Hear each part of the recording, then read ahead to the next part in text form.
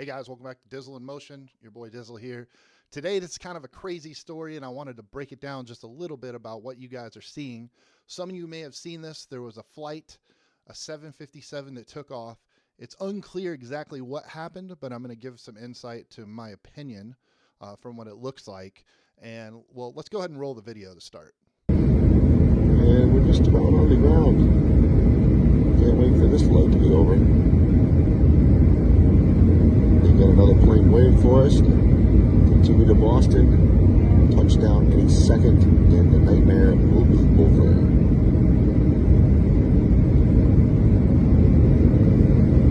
All right, so you can see, first of all, this dude's super calm. The fact that if you look at the video, the damage was on the trailing edge of the slat is better than if it was on the leading edge, meaning that that piece that folds over the front there, if the front was messed up, instead of the back, the airflow could be messed up and it would make the plane potentially less stable, definitely cause more vibration, more scary sounds, stuff like that for the passengers. So we're glad everybody's okay, but what exactly is a slat and what happened here? So I opened up my trusty flight sim here to give you guys a quick sample. You guys are all familiar with an airplane wing, and most of you are familiar with the word flaps, which is the part that extends in the back of the wing, flaps with an F. And that comes down to extend the width and the angle of attack of the wing so that when it travels at a slow speed, you have more stability. This is how airplanes can slow down and maneuver, like when they're landing and stuff. On the front of the wing, it's called a slat with an S, and it does kind of the same thing, except it goes forward and down.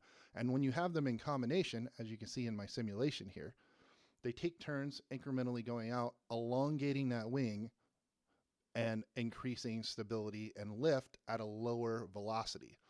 So basically, the front of this thing, the slat, it goes out usually for takeoff and landing, and then it retracts back during flight for fuel efficiency and higher speeds. You don't need that. It will buff it at a higher speed.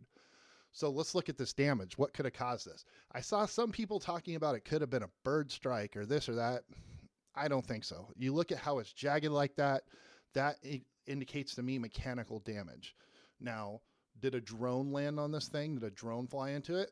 Possibly, but more likely it was something mechanical to do with it got trapped. Now, it could be a maintenance issue. It could have been a loose bolt, rubbing, because you have two pieces of metal that are sliding into each other or over each other.